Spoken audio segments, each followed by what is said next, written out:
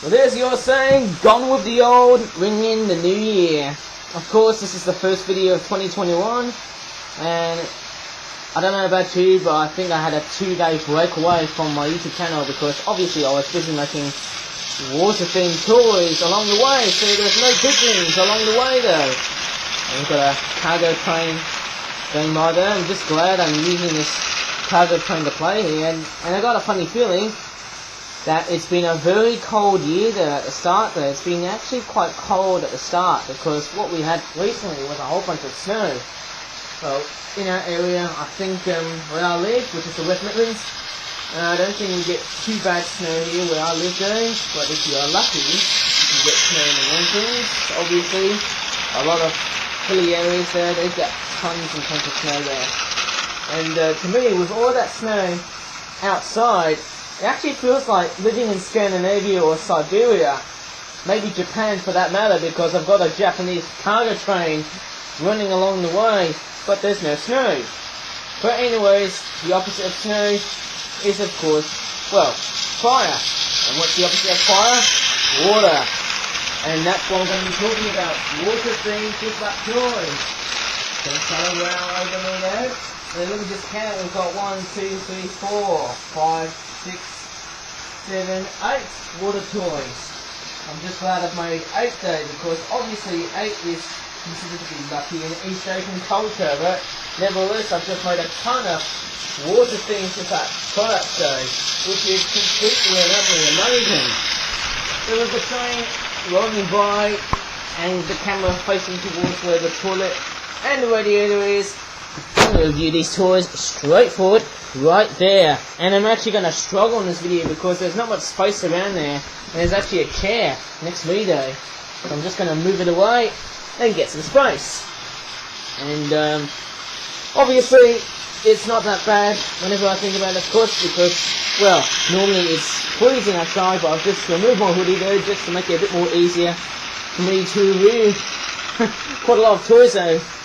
But anyways, let me just start with, actually wait, sorry, this, I think I've already had a look at this product here though, the Kelp Gull, off Seashore Bay. Now obviously this product here was mistaken for, well, I'm not going to say the G word because obviously, I've got a funny feeling that video must have caused an absolute controversial, I'll just say it, complaint about the name gay, and it should have been named Bay.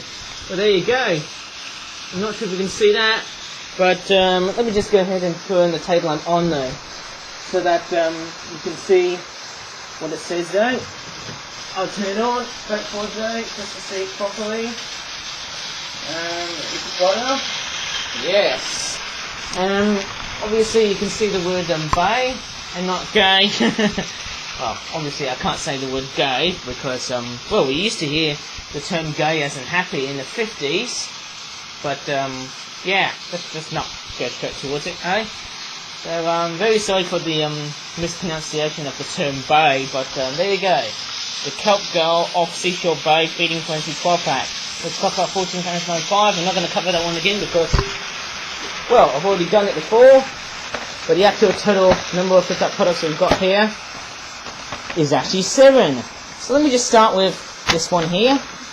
Okay, it's this one here. Oh, I think I've covered these birds before though. These are ducks. Wintering Mallards at Seaport, Estuary versus Blue Mussels 12-pack, £12.95. Oh, sorry, £12.95. Oh, that's better. That's better than me saying it though.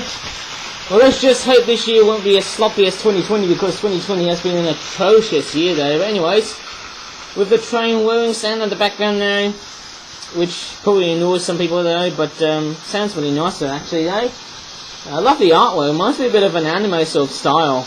Mallard duck looks like Farfetch from the Pokemon franchise. I also love how the duck looks pretty much like a combination of realism and a bit of cartoonish inspiration as well though, because you've got this sort of duck with this sort of cartoony looking grin or sort of smile. Obviously, yeah, that one actually looks more like a smirking sort of grin. It is true that mallards don't have to be a freshwater bird. They can also thrive anywhere, particularly the coast.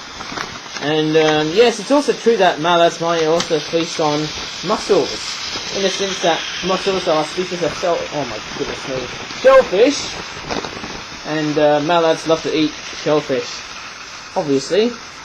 There's no differences there, apart from the fact we've got a very anime-ish sort of looking eye, which is kind of very weird though, and the design is basically the same. And obviously this was actually the first of that product to be ever done in 2021. Not too bad, eh? By the looks of it though, eh? Not too bad. And there's the name Male Mallard. Okay, not too bad indeed though. In fact, there's another one there. And obviously they almost look exactly the same, but I don't know if I can tell straightforward the differences between those ducks. Obviously. They've all got the same details and design. Got brown wings and that's weird, a brown short body, I believe. That's kind of weird. And there's the females. Okay, they look very, very nice indeed though. It looks quite nice though, by the looks of it though. Making sure I'm showing you the birds a lot more nicely without getting too much, how do you say it, too much roughness going on. In fact, all of the birds, they just look the same. Okay, so in the way they've been designed, obviously the other difference apart from the colours is also the tail as well. Females have got a tail pattern like that, while males have a tail pattern like that. The black line is obviously at the opposite direction though, which is very interesting though. And there's the other one there, that's our last female mallard duck though, just to finish off. And because it's winter, there'll be a huge variety of Pokemon-y like flip-up toys, I believe though. Maybe until the next summer heat wave. If we're lucky to get another 30-degree mark, I believe though. Just like last year though. Last year was scorching. But anyways, here's the mussels though. There's nothing inside there, but it's just a very weird dummy model of a mussel. And normally they would contain like little edible things which are yellowish, orangish in colour. I don't know what the fleshy thing inside the mussels are. I know they're yellowy and orangey coloured, and they taste quite sweet and lovely though, obviously though. Obviously mussels in reality, they would never look like that though, because they're much more darker, but obviously I've made them a lot more lighter because of, well, time consumption, or oh my goodness me. Constraints, that's the word I was looking for. Kind of. Kind of a very weird word, but I might try and say like this here, but that's what I was trying to say though, time constraints. Obviously, I just didn't want to go slow and just, you know, lose my mind on just making flip products. Well, obviously, I just want to make the most of me, just basically making flip products for the sake of making the most water-themed products of all time though. Okay, that's that one done, which is good to hear. Next product here. What's this one here? The adult breeding herring gulls fishing at Thames River 12-pack. And we all know why they're breeding herring gulls. It's because there's no dirty brown streaking heads, just clean white heads. Which is nice to see. There's the back of the packaging here. Looks like kind of a bit of a very weird combination of both estuary and river sort of, I'll just say, habitat theme. Interesting, isn't it though? Interesting. But looks like though. Very anime-ish, very Pokemon-y style. Looks like Krabby and Wingull. And these guys there remind me of Horsey, I believe though. Probably except for the fishies though. They don't look that Pokemon-y like though. I'm just going to take a look and see what we have. There's the herring gulls there. They're just the same ones that we saw, well, in a couple of years ago, like, you know, 2018, 2019 and 2020.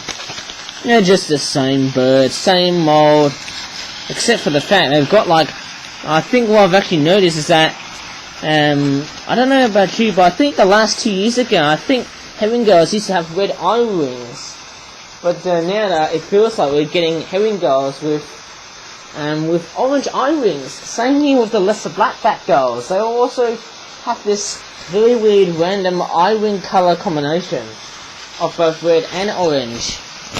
Now, I don't know what I'm talking about, but the eye ring colour may vary, either red or orange. which is interesting. I didn't realise that this would normally happen like that. And they all look good, eh? Not too bad. They've all got names like this. It would have been more specific if I called them the breeding herring gull, but that's you would normally look like. I think that's what you would normally see these guys looking like that. Even with the lesser blackbacks, they would often have these heads like that though. Pretty common, and I think herring gulls and lesser blackback gulls, you know what I'm saying is that they would normally share the same head colour throughout August and possibly early September. Well, I might be totally wrong.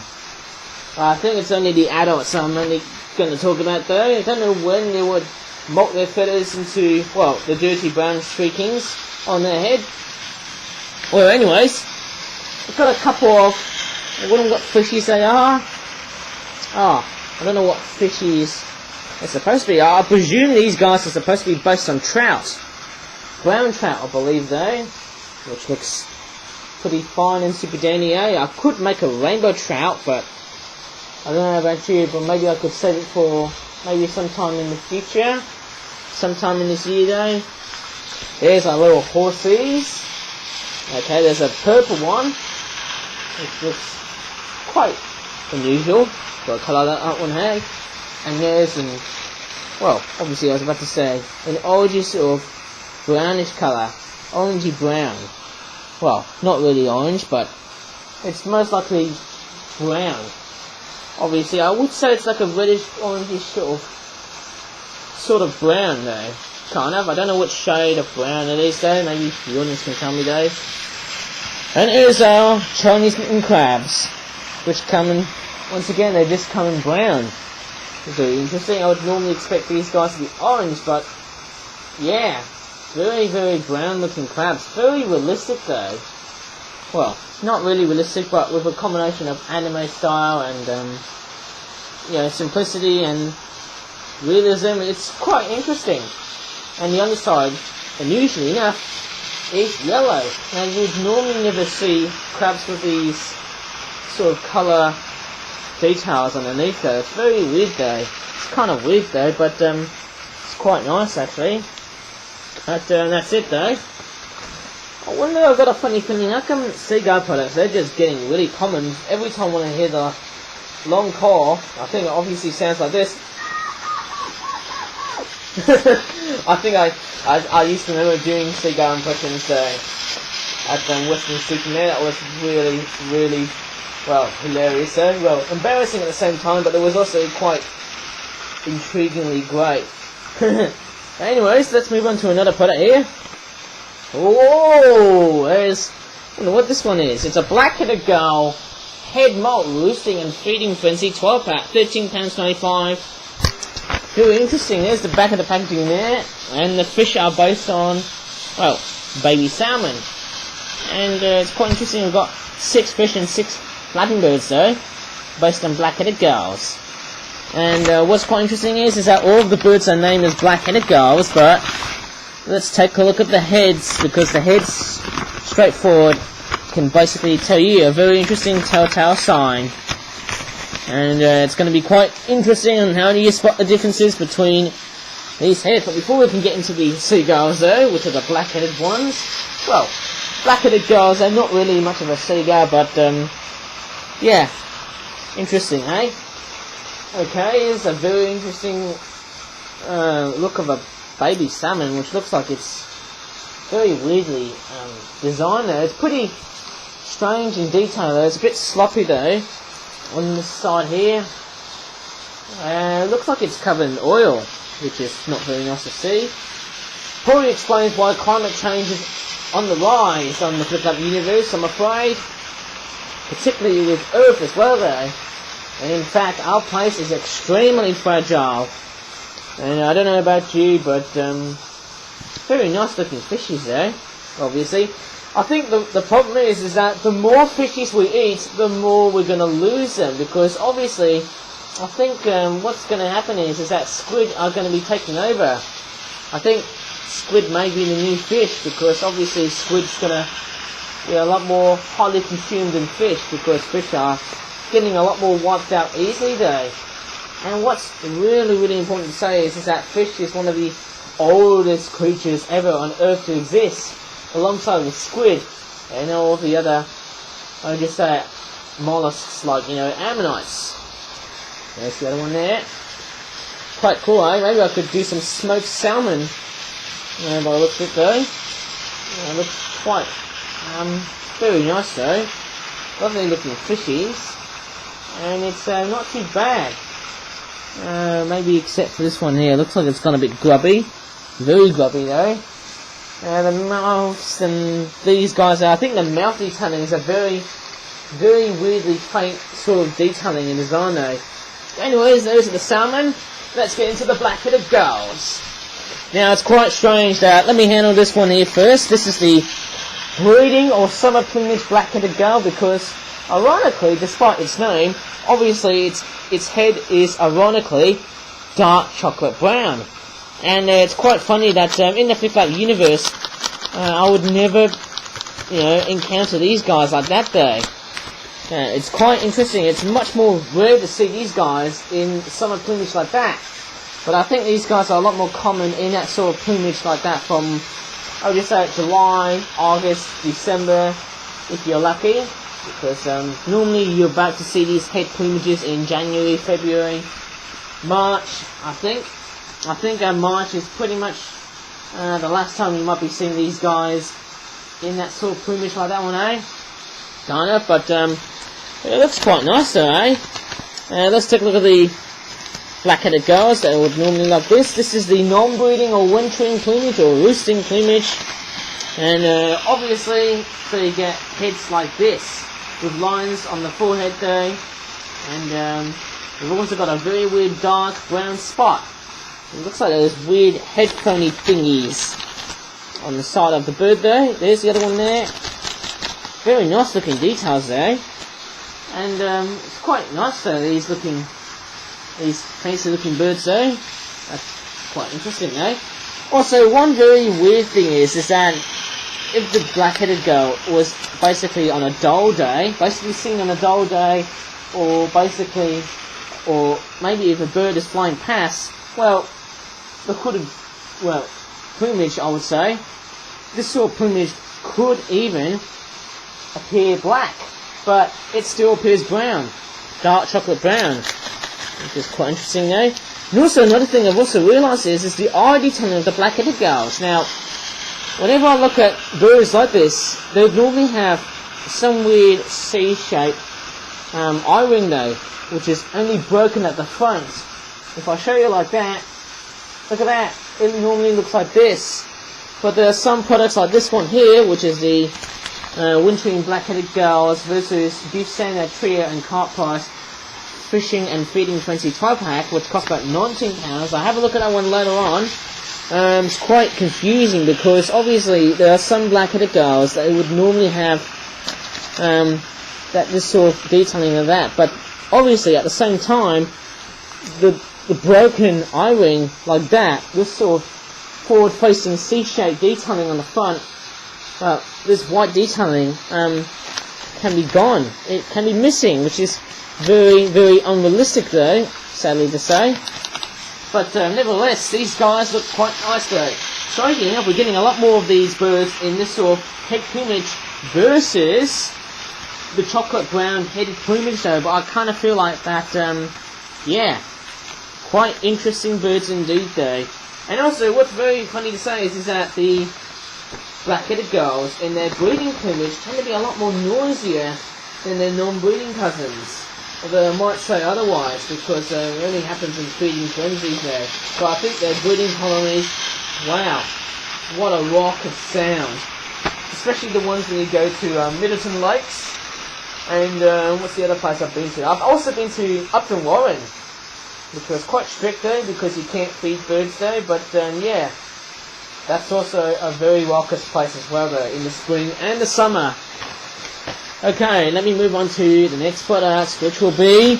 Oh, I will be visiting Finding Dory or Finding Nemo again.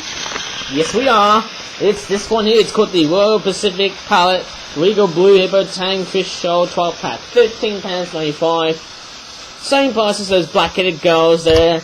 which is this one here, head moulding though. And I think, just before I can continue reviewing this one here, whenever I think of black-headed gulls and their summer plumage, I think they would normally start to molt their heads like that in December. But some can even turn up as early as November. But I might be totally wrong on this one here, but that's how I would normally see these guys like that one, eh?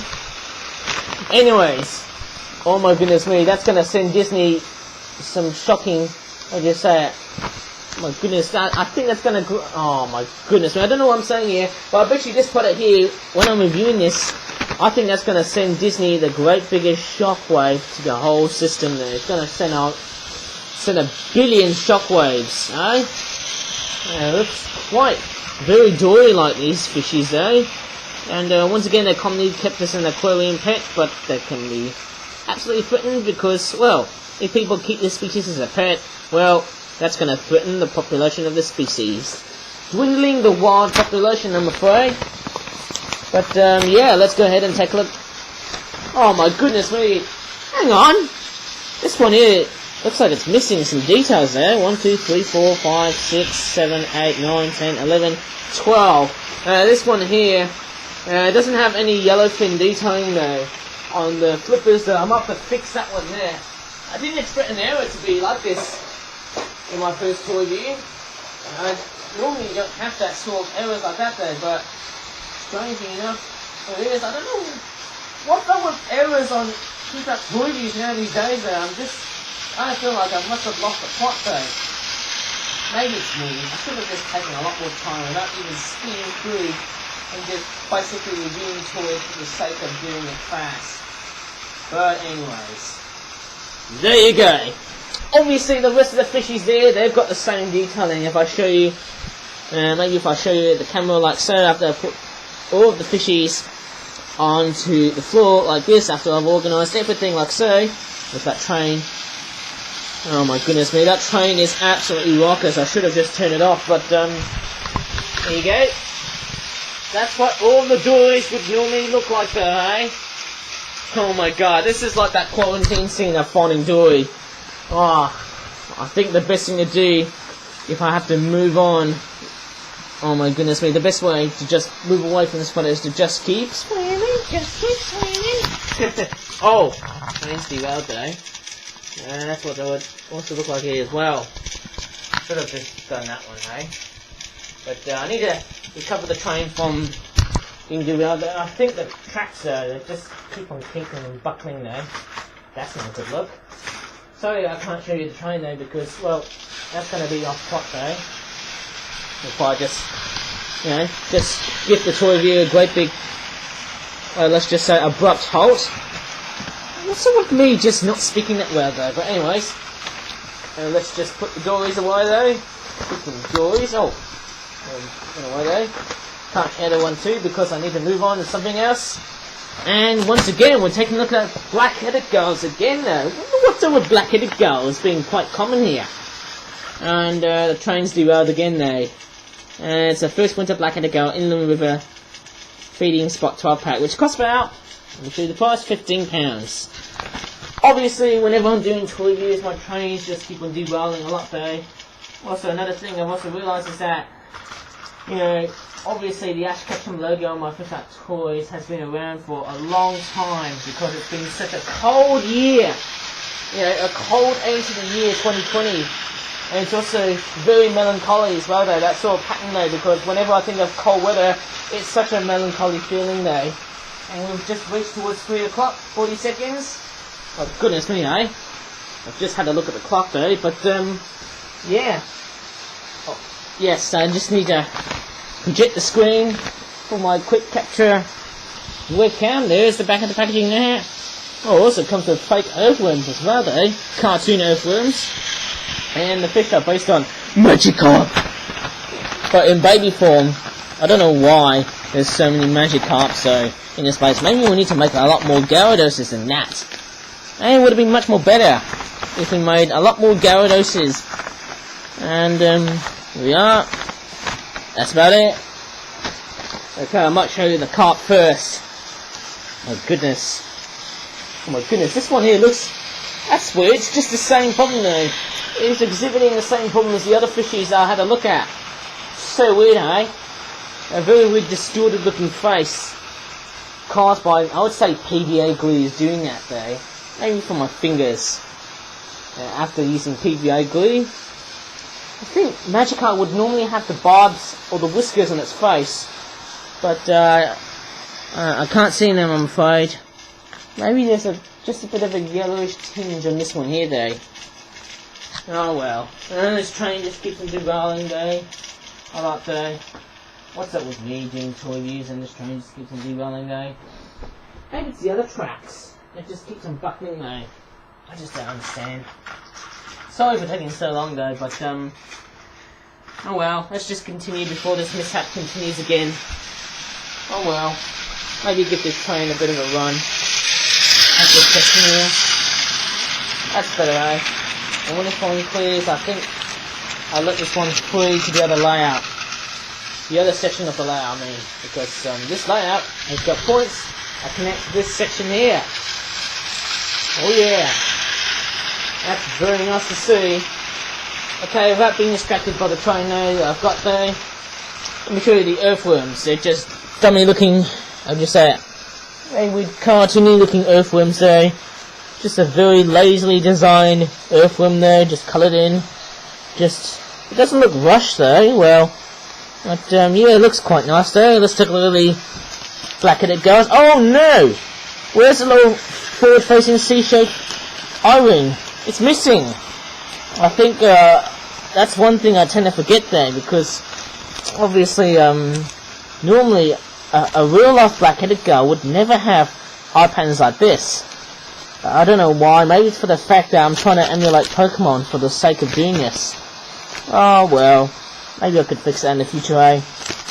The one difference that you can tell straight forward from an adult and a first winter is very simple.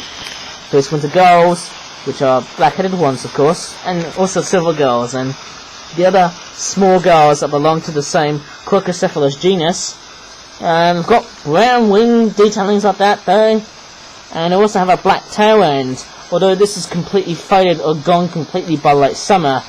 And also what's very weird to note is that they would normally display like a yellowish orangey sort of colorization on the beak and also the feet.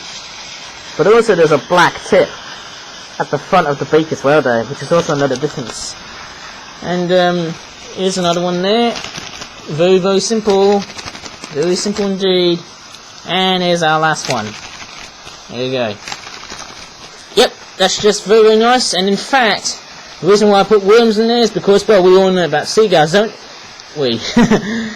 Didn't know what to say here, but seagulls would normally tap their feet on the ground just to sound like rain. And this helps to arouse the worms coming out from the soil to the grass, making the birds eat them before they starve to death. Well, obviously, this is pretty much in how a seagull would normally do that, I suppose. They just tap their feet on the ground just to arouse the worms, and oh well, I should stop repeating that. Facts. Let's move on to this one here. Oh yes, fishing inland waterway. Yes, Waterway Great Cormorant versus Kleptoparasitic herring gulls 12 pack. £17.95. Oh look at that, it's Cormorants but in real life. Mobbed by a flock of wing gull, which are basically designed after the herring gull. Oh yeah. And once again they're in breeding plumage because there's no dirty brown streakings on the head. And I love that pose here as well though. Maybe I should have stopped the Pharaoh rather than Cormorant though, but here you go, there's the back of the packaging here. And it looks like I can see a very weird distinctive food chain. Looks like there's a Magikarp in shock. Then we've got a Cormorant in petrified cohesion, and now we've got a herring gull looking forward to steal this very weird, dopey looking bird for a meal. Obviously, not him, but this one here. Shiny Magikarp. And actually, as I'm making this video, it's actually going quite sunny now. And yeah, we're literally in lockdown now, I'm afraid though, so we can't do anything that much unless if you do, you know, let's just say exercising or maybe feeding the birds outside. I don't know. I think, what about shopping for just essential items? Very essential items. Anyways, let me just, I think I've done this part here, so I'm just going to flick it away. And let me just go ahead and unpack this. Oh wait, hang on, there's a magic carp next to the coronavirus. It's very, very common what you would actually think about these products there. Featuring the red dot now becomes the coronavirus. Oh dear, eh? Oh, just noticed there's a little fish tucked away inside. Is there any more? Nah. Obviously it contains 4 of each items there. You've got 4 cormorants, 4 gulls and 4 carp in 2 different colours. There's 2 yellows and there's 2 reds. Obviously they're the same looking fishies that look like that. Okay, yes, very, very same. Or should I say very, very identical. That would have made sense, wouldn't it, eh? If I said the word identical, eh? There you go. And let me try and take a look at the other carp which are red in colour. There they are. It's missing the red whiskers or the barbs though on the fish. You normally see as carp though. I think magic carp would normally have yellow whiskers if they were male, but if they were female they would normally have like silvery white sort of whiskers, I believe. Here's a closer shot on these fishies like that. And there's the other one. Oh yeah. Maybe give the other ones a lot more of a very visible close-up because I didn't show you these guys a lot more well. Here's the other one there as well. Yep, looking nice indeed. And it's quite funny to say that, well, not so funny is that a lot of the bits like origami products, they just don't have any licensing info. There we are, here's the cormorant there, the great cormorant there. And the same colours as the other cormorants there. In fact, actually during the Christmas holidays, I've actually seen loads and loads of cormorants. You know, many, many reservoirs and many, many country parks and lakes and rivers and whatever stretched bodies of water which are landlocked inland in the West Midlands though. Oh my goodness, that looks quite nice. This one's a tad lighter in colour though. Obviously, the wing colour like that is obviously the same as that there, located there I believe though. Yeah, I'm just trying to make sure I'm not going to deteriorate these birds like so. And yeah, these look quite nice though. Very, very nice birds indeed though. Actually, it looks like, if I have a close-up look here, I don't know about you, but I don't know if the black pencil detailing is basically splodging towards the eye detailing. No, I don't think it really is though. I don't think it is though, but once again we've got the same herring gulls, same. But oh, I can't tell if the eye ring is scarlet or orange. Can someone decipher for that one for me, please? Oh well, but it looks quite nice though. It's also very riveting. They've also got almost the same beak length as you'd normally expect from a seagull. Well, a medium-sized sort of length though, but very chunky.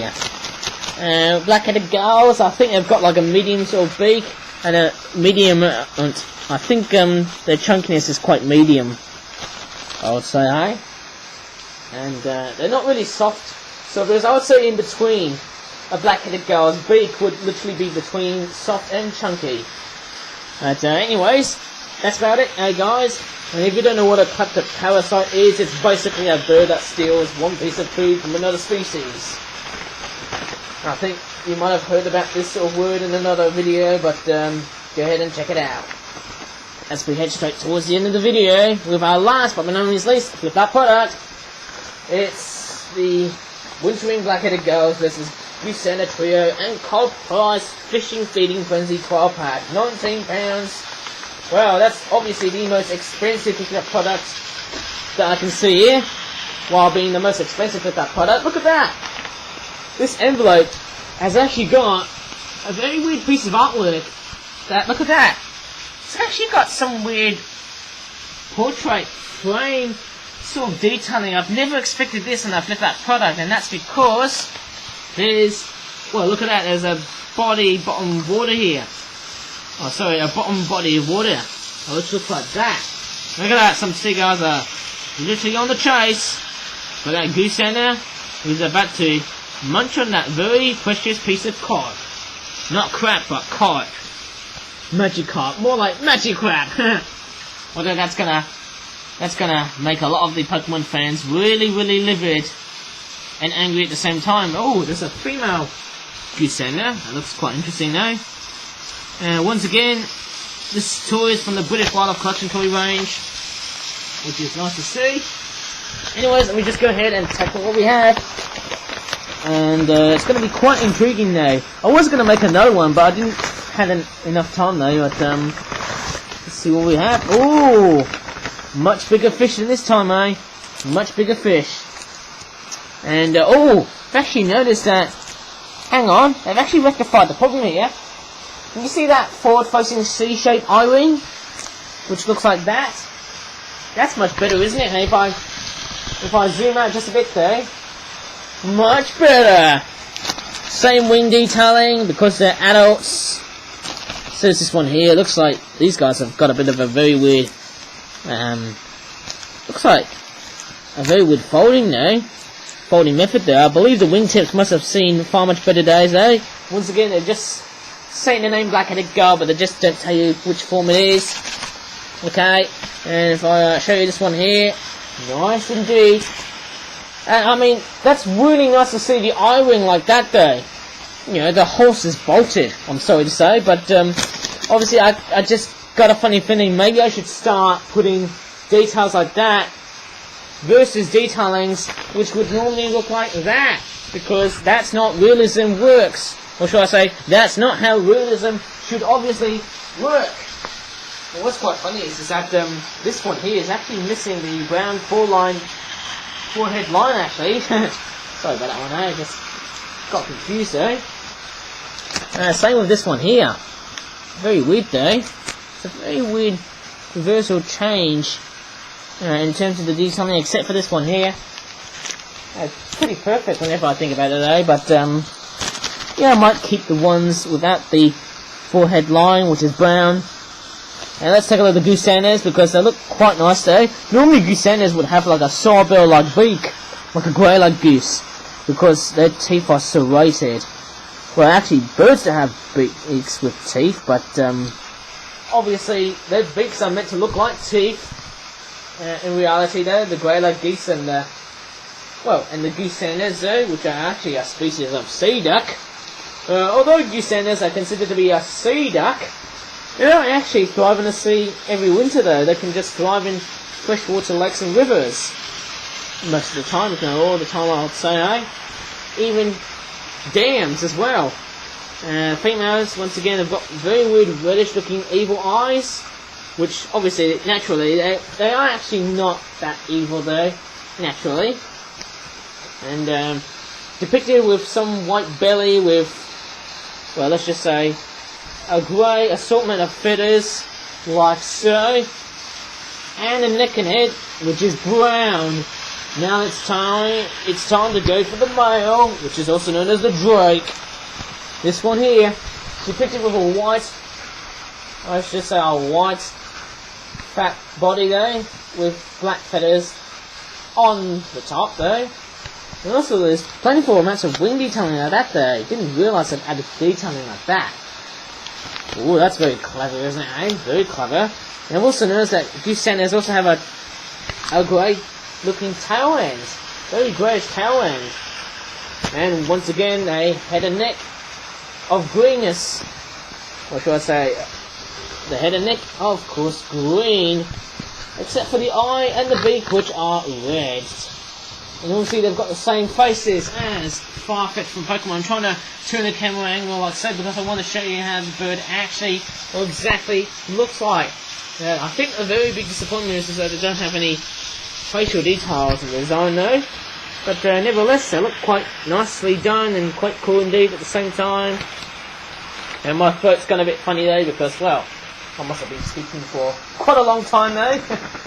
With this train doing a whole bunch of raucous whirring sounds there as it strolls along the way.